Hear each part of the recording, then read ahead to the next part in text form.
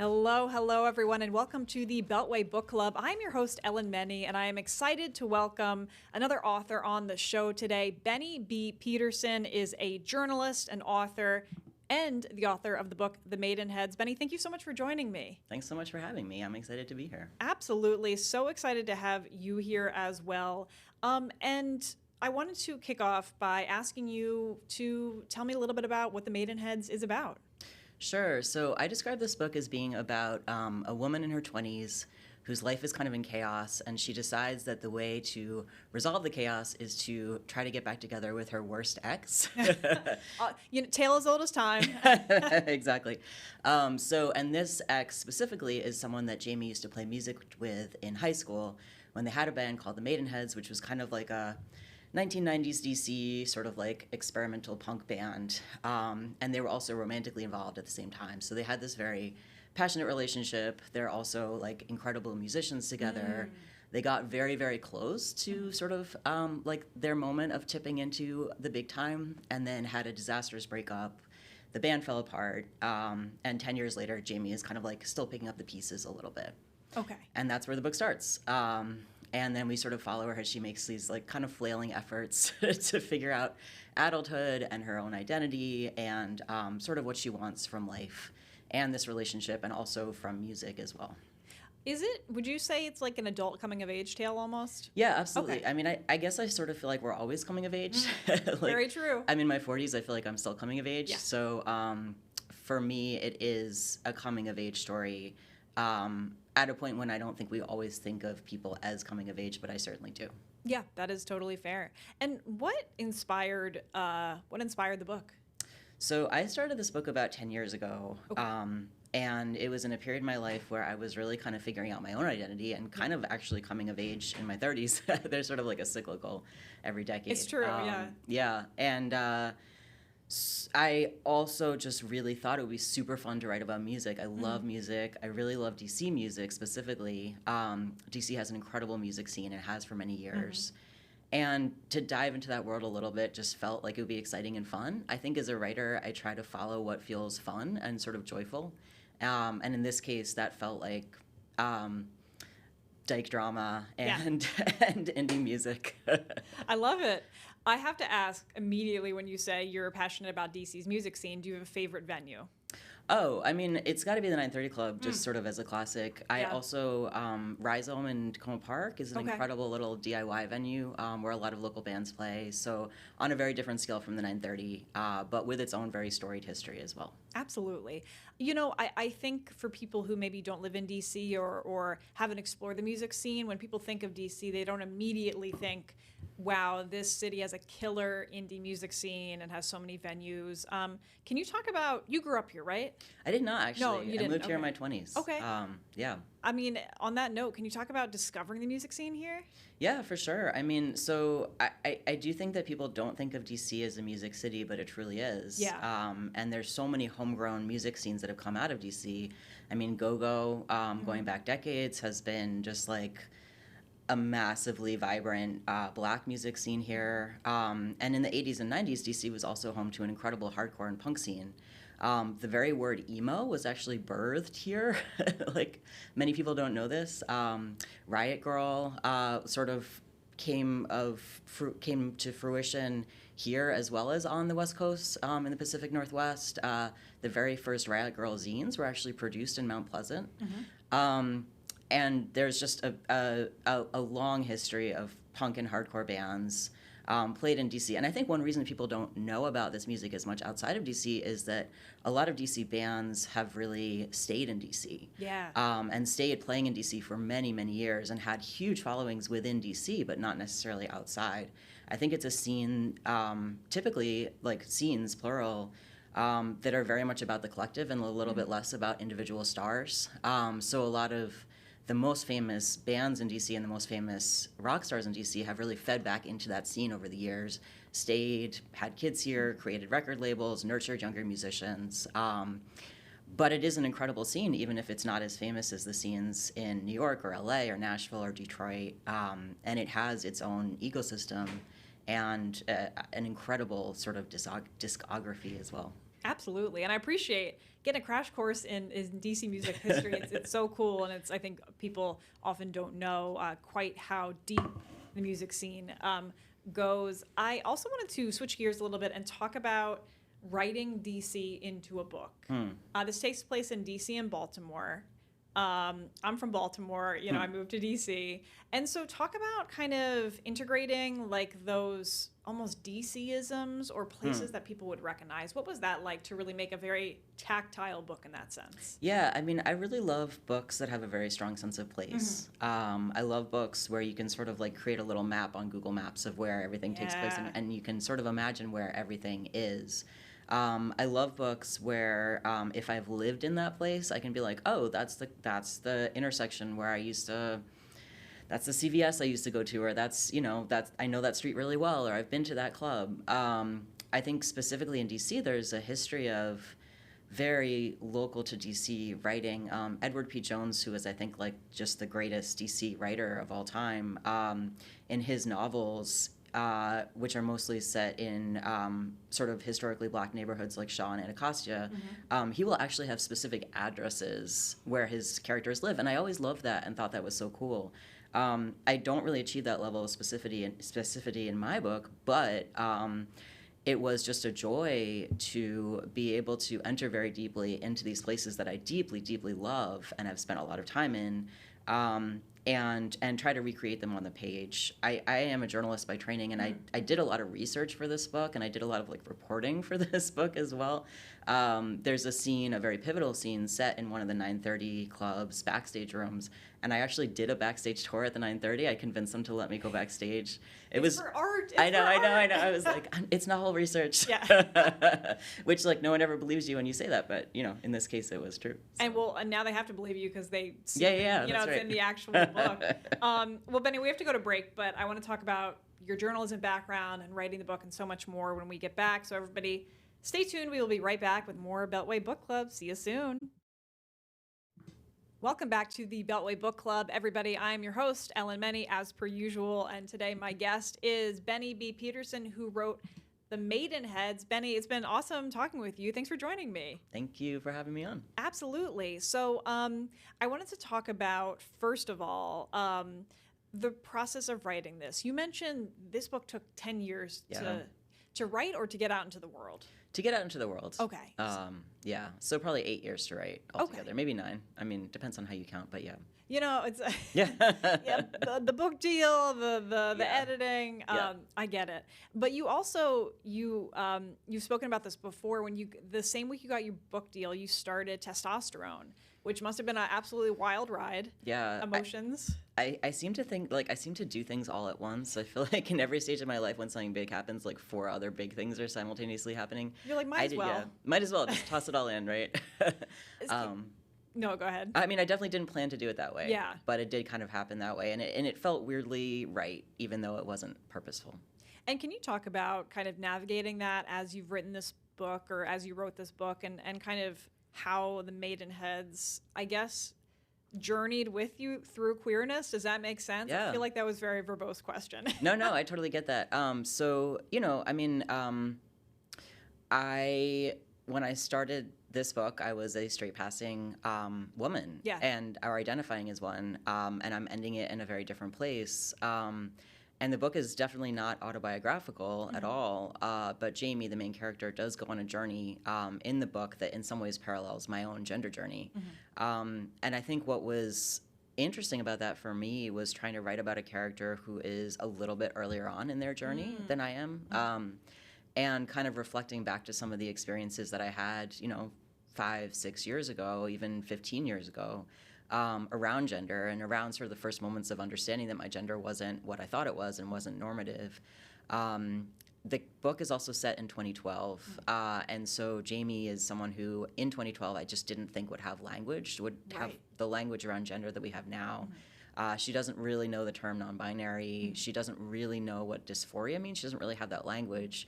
So to write about a character who's having the experience of dysphoria, who's having the experience of a non-binary gender without using those terms was a real challenge, kind of craft-wise. Yeah. And I wanted to kind of dig into, like, what do these things feel like when we don't know how to say the words that we have now for them? And a lot of that work I ended up doing much later on in the process because I had to get to a point where I understood those things in myself before I could really write them for the character.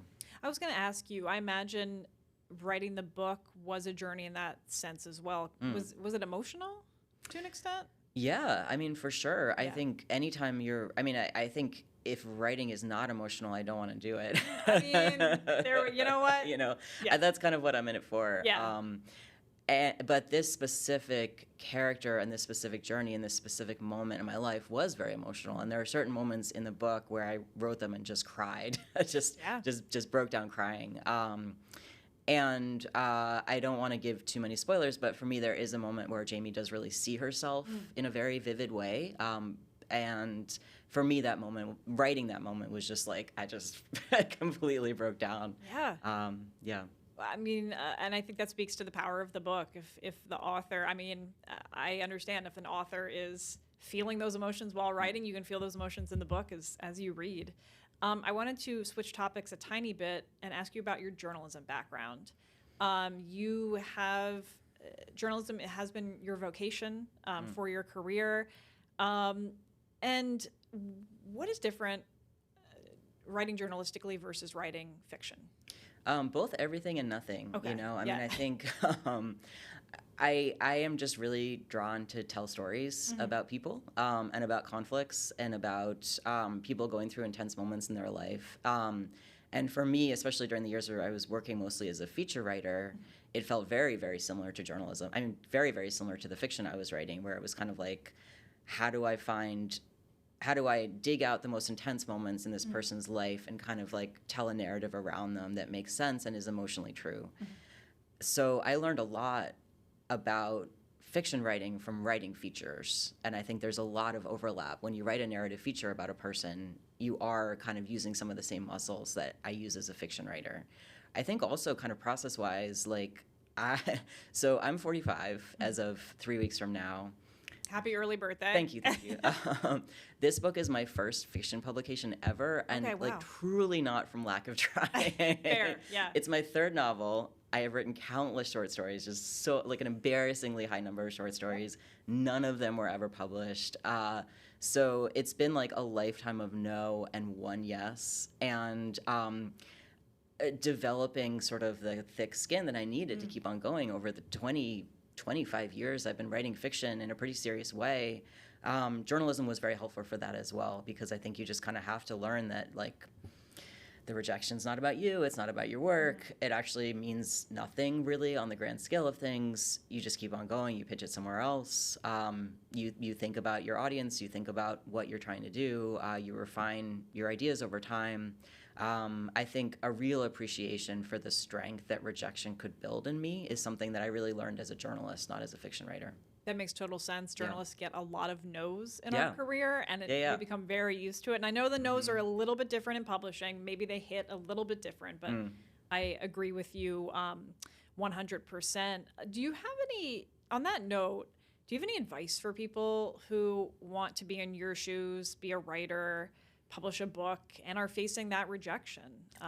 Yeah, I mean, I think I think you've got to build a stubbornness that is stronger than your own doubt. You know, I mean, I think people say believe in your work, and like, of course I do believe in my work, but there've been like years where I didn't, you know, and I still just kept on going. And it's not, I think it's just stubbornness for me. It was just stubbornness. It wasn't ego, it wasn't self-belief, it was just purely like, okay, like tomorrow's another day, just gonna keep on going. I think it was also really, really good for me, and might be good for other people as well, to remember that at any level, the most important audience is you. You know, I am now a published author, and I still have all the anxieties that I had when I was not published. You know, I still have all the anxieties I had as an MFA student. You know, and at every point in the journey, I've just had to remind myself, like, the only audience here is me. Yeah. And it's beautiful to have a bigger audience now. It has meant so much to connect with readers, connect with, you know, other writers. I have loved that part of publishing so much. I still have to, at the end of the day, just be like, it still is about my journey, and it is still about publishing for myself. I think if you get too hung up on what other people think, you just will stop. Yeah. Amen. This is excellent. This is free therapy right here. This is excellent advice. Benny, we have to go to break, but when we come back, I'm going to ask you so many more things, so much more. So everybody, stay tuned. We will be right back with more of Beltway Book Club. See you soon.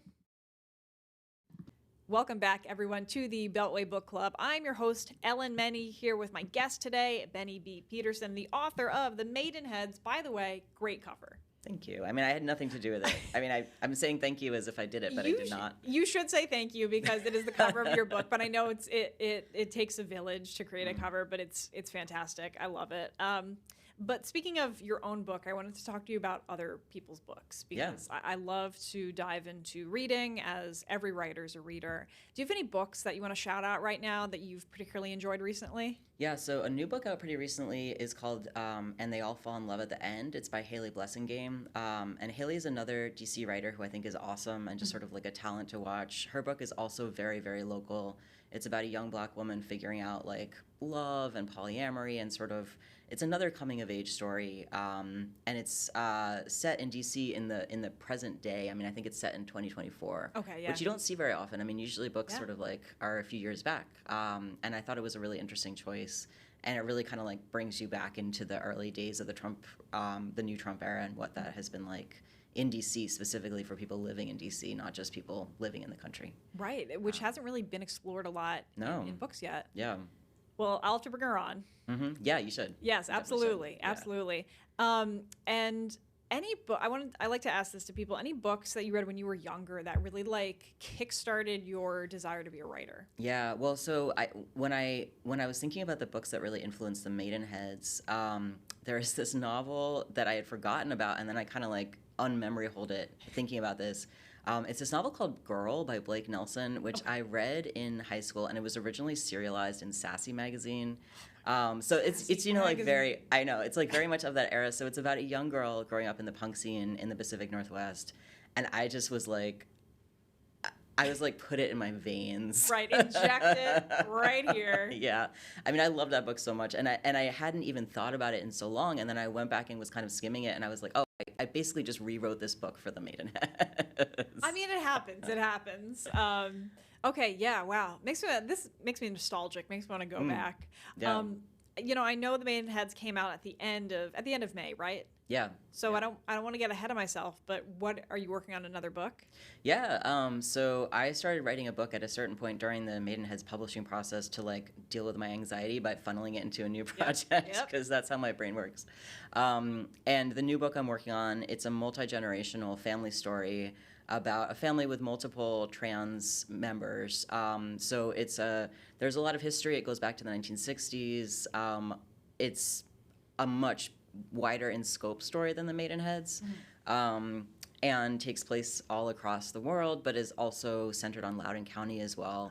Oh, cool. And kind of a single mother trying to raise a trans son in Loudoun County in the post-pandemic years. Yeah. I am manifesting that on bookshelves in the future. Thank you. Same. Fantastic. Okay, so let's talk about, do you have any events coming up? Yeah, so I'm doing an event in Baltimore that your listeners may be able to make. That is on July 15th at Greedy Reads, Remington. Nice. I'm also doing a couple non-local events, but I am doing another Maryland event in Ocean City, which I'm really excited about. Whoa. Yeah. Oh, during the summer? Yeah, next week. June 24th. So that's at the Buzzword in Ocean City. The other ones are out of town, but those are the local ones.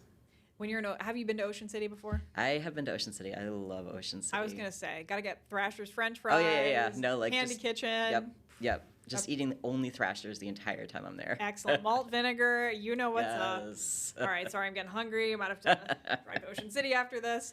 Okay. If people want to buy the Maidenheads or find you, how can they do that? Yeah, I mean, the Maidenheads is available in most stores. It's available online. Definitely support your local indie. If you want to find me, I'm on Instagram at Benny B. Peterson. Benny B. Peterson. My website is also bennybpeterson.com. Fantastic. And before we go, I wanted to ask, can we talk about the cover a little bit, going back to that? Yeah, absolutely. Just because I always like to shout out the cover a little bit on the interview. So I know a cover is kind of a collaboration between publisher and author. Did you kind of say, hey, I want it to look kind of like newspaper cutout-y? Yeah. Okay. I had actually sent them for inspiration a bunch of old album covers from Discord Records, which is like Nice. a fabled DC record label, founded by Ian MacKaye, who is the lead singer of Fugazi. And they just had the coolest album covers, and they all looked a little bit like this. They were sort of like kind of zany, cut up images. So that was the inspiration for this. And then they just took it and ran it with it, and I thought they did such a good job. I love the cover as well. I love it too. It looks awesome. All right, thank you. I had to ask. Well, Benny, we're running out of time, but thank you so much for joining me, and congrats on the Maidenheads. And I'm predicting many more books on bookshelves in the future. Thank you so much for having me on. Absolutely. And everybody, thank you so much for joining us for the Beltway Book Club. Again, I'm your host, Ellen Meny. Keep reading, keep writing, and we'll see you next time. Bye.